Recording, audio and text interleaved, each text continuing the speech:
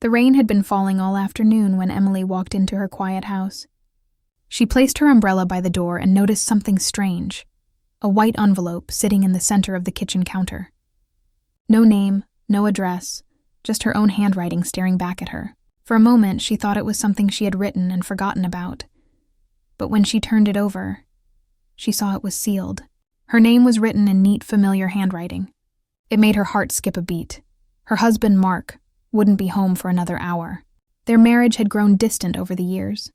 Not broken, but worn down by silence and routine. They lived together, but it often felt like they were strangers sharing the same space.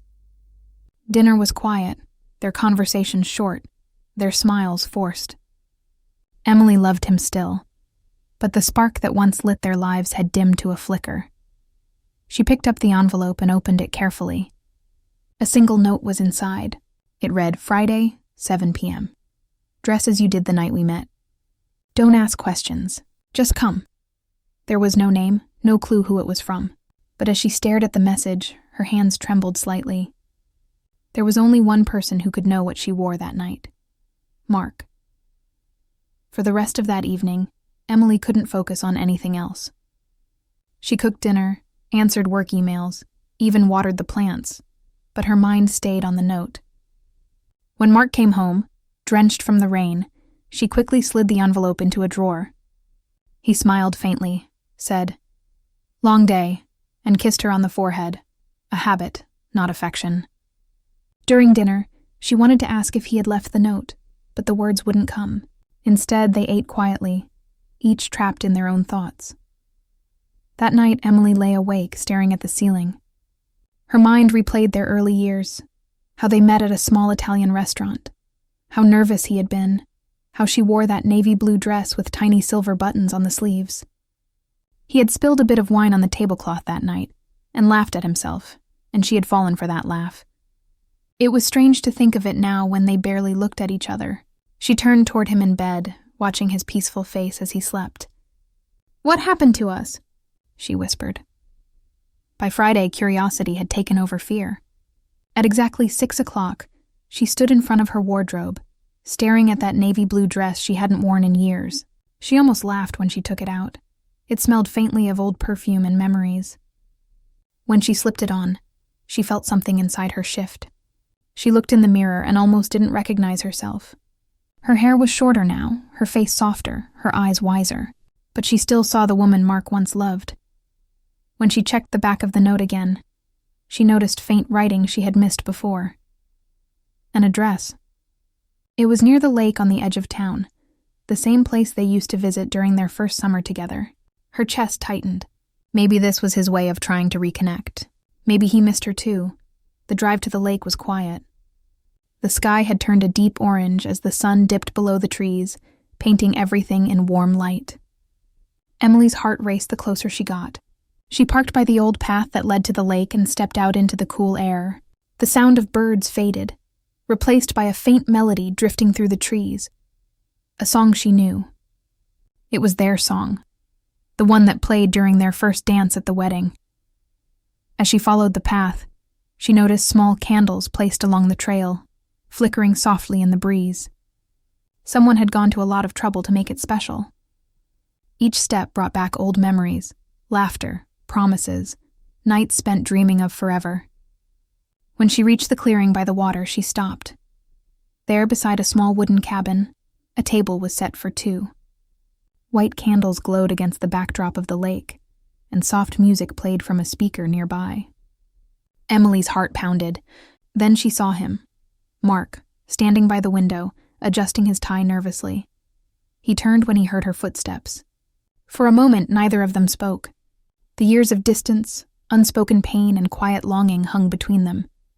Finally, he smiled, a little awkwardly. "You came?" he said. "I wasn't sure if I should," Emily replied. Her voice trembled slightly. "You sent the invitation?" Mark nodded, stepping closer. "I did. I didn't know how else to reach you, Em. We've been living side by side, but it feels like we've been miles apart. I thought maybe this could remind us who we were." Her eyes softened. She had imagined this moment so many times, but she never thought it would happen. "The night we met," she whispered, glancing at the dress. "You remembered. I never forgot," Mark said quietly. "I just forgot how to show it." They sat down at the candlelit table. The smell of roasted chicken and herbs filled the air, her favorite meal. He poured her a glass of wine and smiled shyly, like he used to.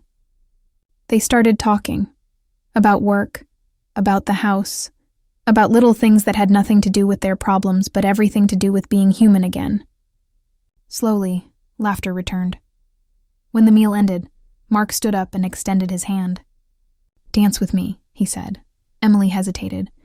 They hadn't danced in years, but when she placed her hand in his, something inside her broke open. Not with pain, but with memory. As they swayed to the soft music, the world outside disappeared. It was just them again, moving gently under the candlelight. Mark's hand trembled as he held her, and Emily could feel his heart beating fast against her cheek. She looked up at him, searching his eyes, and saw something there. Sorrow, maybe guilt. It made her chest tighten. "Mark," she whispered, "what aren't you telling me?" He froze, his expression unreadable. The air changed. The music continued, but everything else went still. "I was going to tell you tonight," he said finally, his voice low. "But I didn't want to ruin this." "Tell me what?" she asked, stepping back. Mark swallowed hard. "You deserve to know, Emily. The truth about why I brought you here." Her heart pounded as silence filled the room again. The candles flickered, and somewhere outside, thunder rumbled in the distance. Emily didn't know what was coming next, but something in his eyes told her that the night was about to change everything, for both of them. And as the storm gathered over the lake, she realized this was only the beginning of the story she never expected to live again. Emily stood in silence, her heart pounding as the wind howled outside the cabin. The glow of the candles flickered, throwing soft shadows across Mark's face. He looked nervous, older somehow, like he'd been carrying something heavy for a long time. The note, the dinner, the music, all of it suddenly felt like the calm before a storm. "Mark," she said softly, "what truth are you talking about?" He ran a hand through his hair and sighed. "It's not what you think," he began. "It's about us, about how far we've drifted. I've been pretending everything's fine, but I can't anymore. I wanted tonight to remind us of what we used to be before I told you the rest." Emily frowned. "You're scaring me. Just say it." He hesitated, looking toward the lake, then back at her. "A few months ago, I almost signed the divorce papers." The words hit her like a wave. Her breath caught, and for a moment she couldn't speak. "Divorce papers?" she repeated, her voice cracking. He nodded. "I never filed them. I couldn't. I was angry, lonely, and I thought we were too far gone. But then I found that old photo of us at this lake. The way you were looking at me, I realized I'd been running from the one person who always believed in me." Emily's chest ached. She looked away, blinking back tears. "So instead of talking to me, you planned this night? To tell me that you almost left me?" Mark stepped closer, his voice breaking. "I planned this night to remind you, and me, why I didn't. Because somewhere under all the silence and the distance, I still love you, Em. I just forgot how to show it." For a long moment, neither of them spoke. The storm outside grew louder, rain tapping against the window like impatient fingers. Emily turned toward him, her emotions tangled between pain and relief. "Do you know how lonely it's been?" she whispered.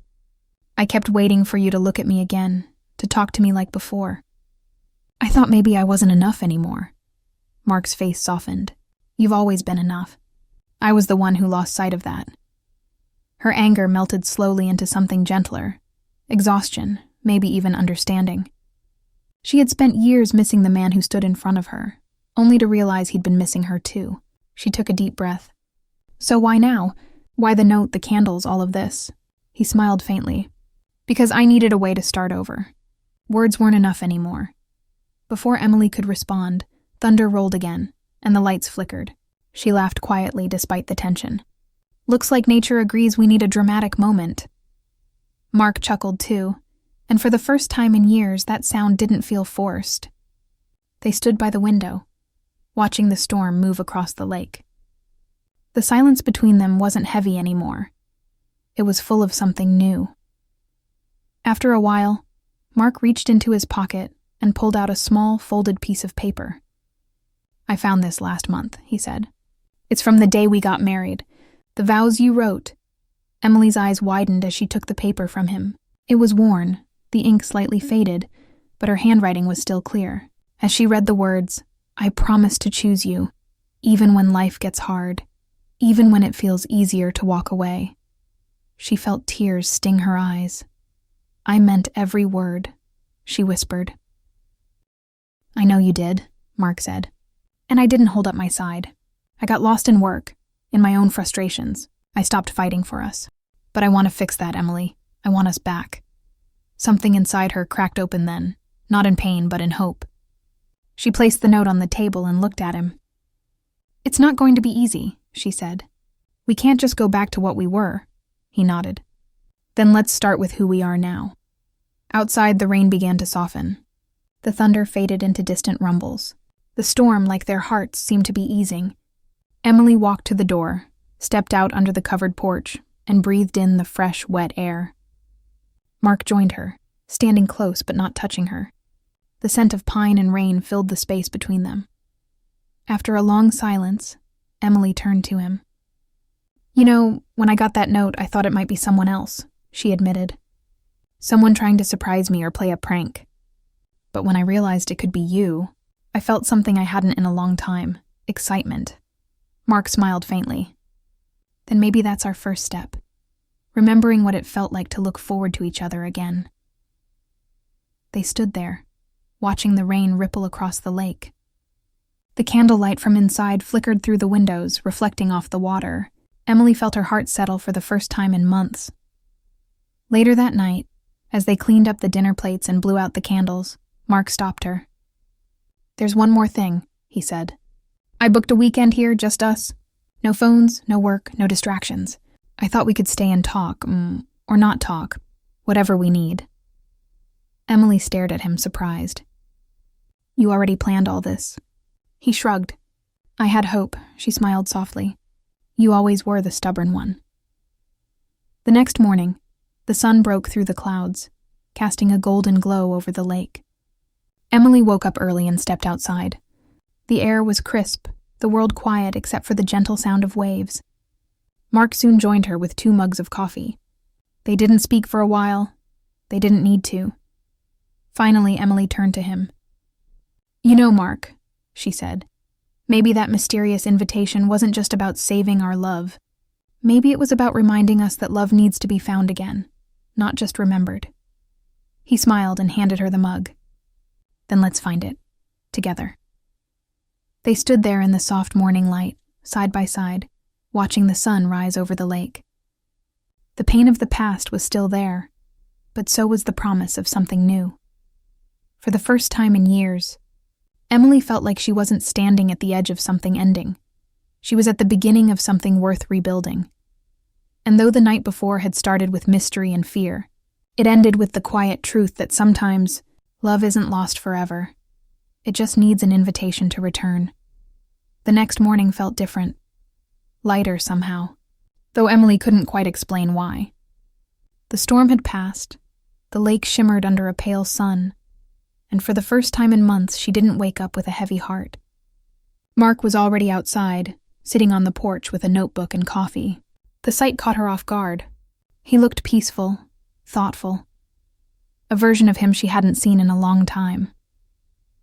"Morning," she said softly, stepping out. He looked up and smiled, that familiar warmth flickering in his eyes. "Morning, I was just writing something down before I forgot." "Writing what?" she asked, curious. He hesitated, then handed her the notebook. On the page was a list, small, uneven handwriting that read, "Things we forgot to do." Below it were lines like "Dance in the kitchen," "Watch the sunrise," "Say I love you first," "Apologize faster." Emily read it quietly, her heart tightening with each line. "You really thought about this," she said. Mark nodded. "I don't want us to repeat our mistakes. I spent years fixing clients' problems, but never ours. I want to change that." Emily handed the notebook back, smiling faintly. "Then let's start with one thing from your list. he grinned. Which one? She looked around, then pointed toward the small radio on the porch. Dance in the kitchen, or close enough. He laughed, set the notebook aside, and turned on the radio. A slow, familiar tune filled the air. Without hesitation, he reached for her hand. For a moment, she froze. It had been so long since they'd been this close. But then, she stepped into him. Their movements were clumsy at first, awkward from time apart, but soon they fell into rhythm. The world seemed to pause as they swayed gently on the porch, their laughter mixing with the music and the sound of birds waking up. It wasn't perfect, but it was real. As the day went on, they explored the cabin together. Emily found an old guest book filled with messages from couples who had stayed there before. Some notes were funny, others heartbreakingly sweet. One entry caught her attention, a couple who had written, "Love isn't something you find once. It's something you keep choosing, every single day." She read it out loud, and Mark said quietly, "That's exactly what I've been trying to say." Later, they cooked breakfast together, bumping elbows and laughing as if they were newlyweds again. It felt strange but comforting, like slipping into an old memory. Yet beneath the lightness, Emily could feel something deeper stirring. They were rebuilding something fragile, but it wasn't unbreakable yet.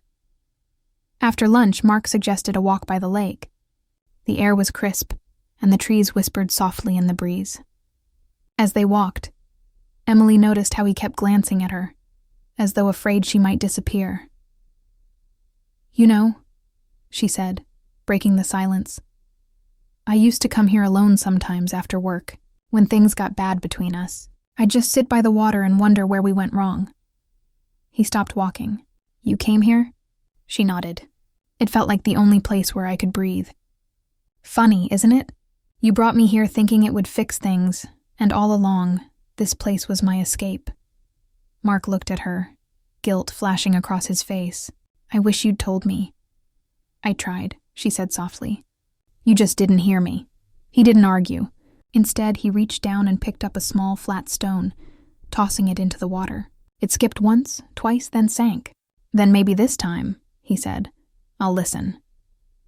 They continued walking, talking about little things. Old memories, family, plans they once made but never followed through on. Slowly, the distance that had grown between them began to shrink. That evening, as the sun dipped below the horizon, they sat by a small fire outside the cabin.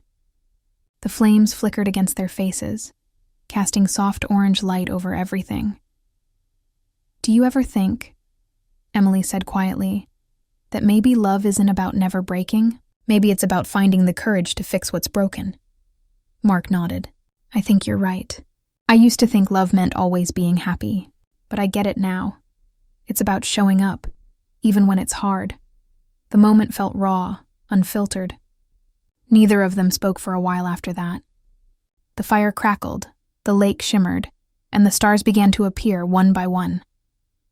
When Mark finally spoke again, his voice was low. "You know what I realized last night? That mysterious note wasn't just a message to you, it was a promise to myself. I wanted to remember why I fell in love with you in the first place." Emily turned to him, her eyes softening.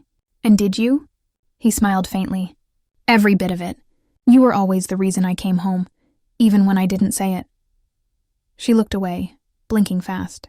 "You have a way of saying things now that you should have said years ago." "I know," he admitted. "But maybe I needed to lose you a little to realize how much I wanted you back." The fire burned lower. The night grew colder.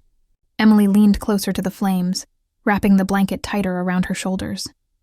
Mark noticed and, without hesitation, draped his jacket over her. Their hands brushed, a small, simple touch, but it sent warmth through both of them. "Thank you," she murmured. "For what?" he asked. "For trying," he smiled. "I'm not just trying, Emily. I'm choosing you. Again." The words lingered in the air like the soft glow of the fire. Later, when they went back inside, Emily found herself pausing by the window. The moonlight spilled across the lake, calm and endless. She thought about everything that had happened. The letter, the truth, the storm, the conversations they'd had. Something deep inside her shifted. The anger, the resentment. It was still there, but it didn't feel as heavy. Mark walked up behind her quietly. "What are you thinking?" She smiled faintly. That maybe this was the night that saved us. He placed his hand gently on her shoulder. Then I guess the mysterious invitation worked. She turned toward him, and for a moment, they just looked at each other. No words, no tension. Just two people who'd almost lost everything and somehow found their way back. Outside, the wind rustled through the trees, carrying away the last echoes of the storm. Inside, the quiet between them felt like peace. As Emily turned off the last light, she whispered, almost to herself, "Maybe love doesn't need grand gestures. Maybe it just needs a second chance." Mark smiled in the dark. "Then let's not waste it." And for the first time in years, when they fell asleep, it wasn't in silence or distance. It was in the comfort of knowing they had begun again.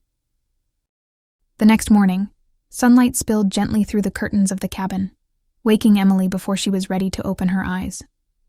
For a few moments, she just lay there, listening to the quiet rhythm of the lake outside, and Mark's slow breathing beside her. It felt strange, peaceful, but unfamiliar. So much had changed in only 2 days. She turned to look at him, the man she had once loved so fiercely, and wondered if it was really possible to start again after everything that had broken between them.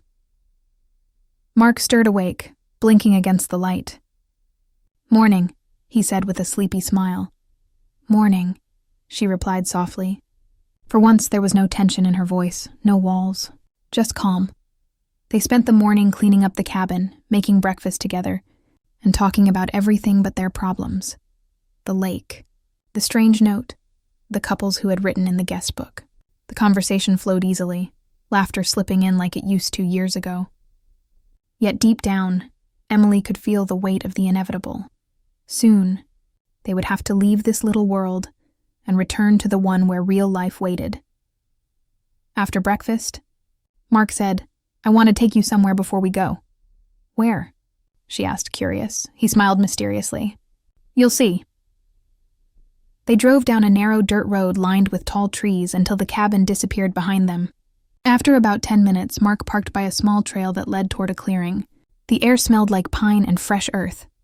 Emily followed him, her curiosity growing. When they reached the clearing, she stopped. In front of them was a small wooden dock stretching out into the lake. The same lake, but from a different angle. Secluded, untouched, beautiful. "I used to come here when I was younger," Mark said. "My dad built this dock. I'd sit here and dream about everything I wanted to be. I thought if I worked hard enough, I could give us the life we always talked about." Emily listened quietly, her eyes fixed on the calm water. "You did work hard," she said. "Maybe too hard," he nodded. "Yeah, I thought success would make up for the time I wasn't there. But now I see it only built a bigger wall between us." The wind stirred gently, rippling the water. Emily sat down on the edge of the dock, dipping her fingers into the cool lake. "You can't change the past," she said softly. "But you can decide what you do next." Mark sat beside her. "Then I'm deciding right now. I don't want to lose you again, Emily. I don't care about deals or deadlines. I just want us to be okay." She looked at him, her eyes shining but steady. "I don't know if it'll be easy. There's still hurt, still things to fix." He reached for her hand. "Then let's fix them together." For a long moment, neither of them spoke. They just sat there, the quiet surrounding them like a promise. The lake reflected the bright sky above, and in that reflection, Emily saw something she hadn't felt in years: hope. Later, as they walked back to the truck, they noticed an envelope tucked under the windshield wiper. Mark frowned, pulling it free. There was no name on it, just the words, "For the couple who found their way." Inside was a small note that read, "Love doesn't end when it's tested. It begins there." Emily's breath caught. "Do you think someone's been watching us?" she asked, half laughing, half nervous. Mark smiled. "Maybe, or maybe it's just the cabin's way of giving us a message." As they drove away, Emily looked out the window, thinking about everything that had happened. The mysterious note that had brought them here, the storm, the confessions, the laughter. All of it felt like pieces of a puzzle she hadn't known she needed to solve. By the time they reached home, the city felt louder than before, but also more alive. Their apartment, once cold and distant, now felt like a place they could rebuild. Mark unpacked his things quietly while Emily brewed coffee, a familiar ritual that somehow felt new again. That evening, Mark walked into the living room holding the same notebook he'd written in before. He placed it on the table and said, "I added one more thing to the list." Emily opened it. At the bottom, under the old entries, he'd written, "Keep choosing love, even when it's hard." She smiled. "That's a good one." He took her hand gently. "It's the only one that matters." Over the next few weeks, things slowly changed. Mark began working fewer hours, coming home early just to cook dinner together or take walks in the park. Emily started painting again, something she'd given up years ago when life had become too busy. They argued sometimes, of course they did, but now they listened. They apologized. They didn't let the silence linger. One Saturday night, a few weeks later, Emily received another letter in the mail. There was no return address, but the handwriting looked familiar.